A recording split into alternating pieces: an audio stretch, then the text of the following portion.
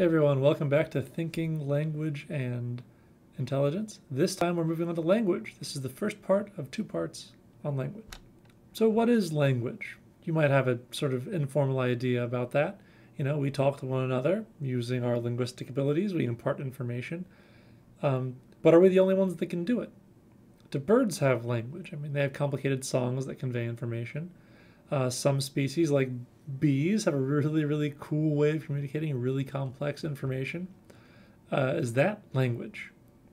Would we consider those things to be language? I mean, let's talk about what it means to have language and whether or not animals qualify. Okay, so language is a system for combining arbitrary symbols to produce an infinite number of meaningful statements. So there's a couple of important things within that definition. The first is this concept of arbitrariness of the symbols, right? The type of language we use to communicate is arbitrary. There's no reason why the sounds we make or the symbols we draw mean the things they do, right? So if I say the word pants to you, you know what pants are because we have that shared experience, but somebody who does not have that shared experience won't know what I mean. It's arbitrary, right? We've constructed that. Like if I draw the symbols that make up the word pants, you can read that because you know what it means, but it's arbitrary. Unlike if, for example, I were to draw a leaf or something, right? That's non-arbitrary. It means a leaf. It's a picture that represents what it is. It must mean that. Whereas our symbols are arbitrary and have no real reason to mean what they mean other than the meaning that we assign to them. It's kind of a far out concept, but for something to qualify as language, the symbols that it uses must be arbitrary. Likewise, kind of an interesting thing is we can produce an infinite number of meaningful statements. Any one of us right now could string together a series of words that would produce a meaningful sentence that has likely never been said by anyone speaking your language before in the history of everything, right? It's not that hard to generate a sentence that would do that. There's also these two concepts here that your book highlights. The first is displacement. Language can communicate meaningfully about ideas, objects, and activities that are not physically present. So you can refer to things that are not here right now or things that might happen later. For something to be language, you have to be able to refer to something that's not immediate. So kind of assumed in what I said earlier is that there's this idea of generativity. Language is creative or generative. It can generate an infinite number of new, different phrases and sentences, right? So you can take the basic pieces of our language and assemble them in novel ways and generate an infinite number of new, different things. So it's not entirely prescriptive, right? We don't have a restricted repertoire. There's no limit to the things that we can say or think or do, right? We can communicate with our language an infinite number of things. We're not constrained really in any way. So here's the structure of language. Phonemes are the basic sound unit, right? So the smallest possible representation of a sound that we can pronounce. Morphemes are the smallest representation of meaning. And grammar is the set of rules that we use to sort of put it all together. And you can think about this as being assembled in sort of a bottom-up way, right?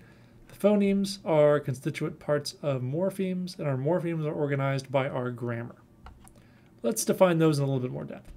So a phoneme is any change in the sound of a word. So pin versus bin, P, and the P is changing to a B between those two words, right? So pa and ba are phonemes within our language.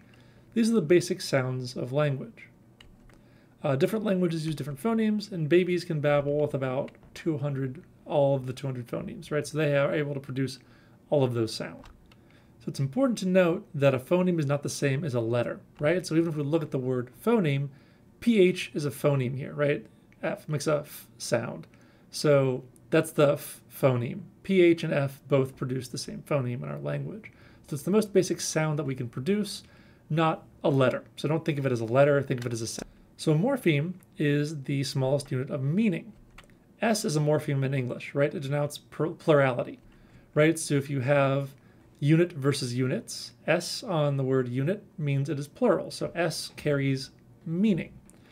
So anything that carries meaning, it could be a word, or it could just be a chunk of language that means something.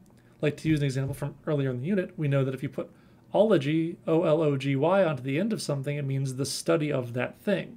So ology is a morpheme, even though it's not a word. So grammar is our system of rules that enables humans to communicate with one another, right?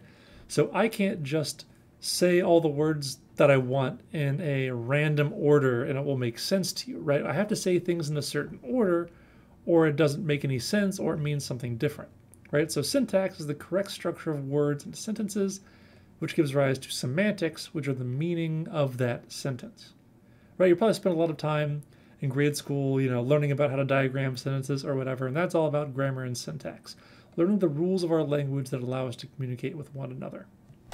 So we can generate an infinite number of words in meaningful combinations, like I've said a couple of times already. You can string words together in a way that makes sense to other people in a practically limitless fashion. We can also create grammatically correct but semantically nonsensical sentences. So I could say to you a sentence that follows all the rules of our language but carries no meaning, right? Noam Chomsky is a famous linguist, and he said, as an example of this, colorless green ideas sleep furiously. So that conforms to all the standards we would need for a syntactically correct sentence. So ideas is our subject, sleep is our verb, right? Furiously is an adverb that modifies sleep. Green is an adjective that modifies ideas. Colorless is also an adjective that modifies ideas.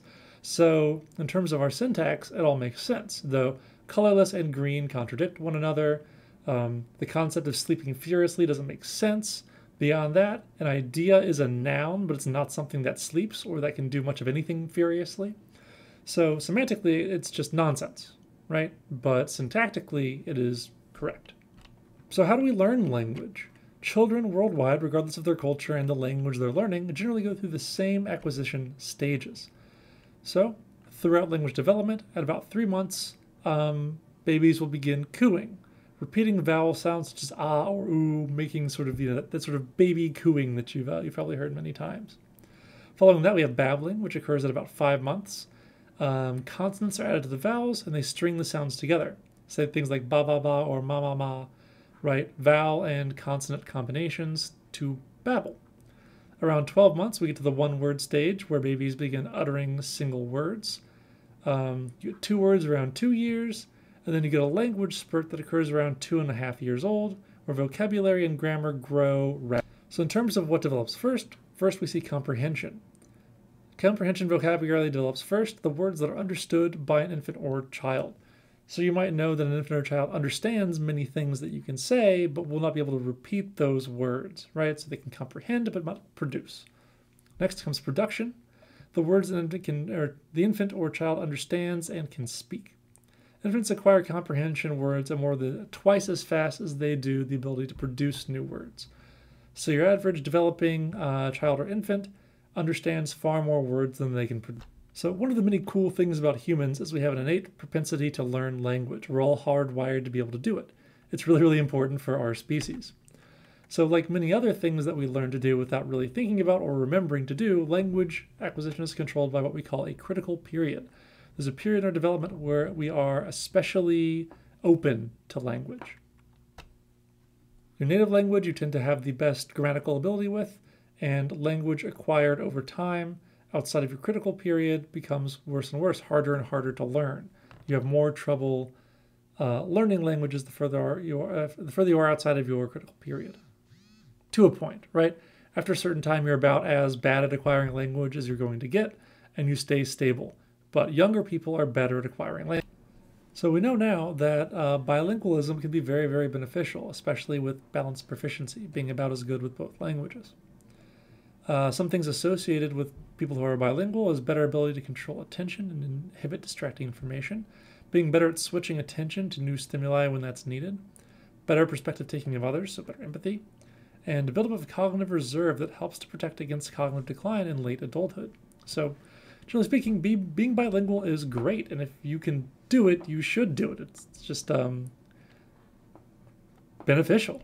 So as a little aside, I regret being not becoming bilingual myself. When I was a child, I was often surrounded by native German speakers, but they spoke to me in English, and I never acquired German, and I never tried to learn it.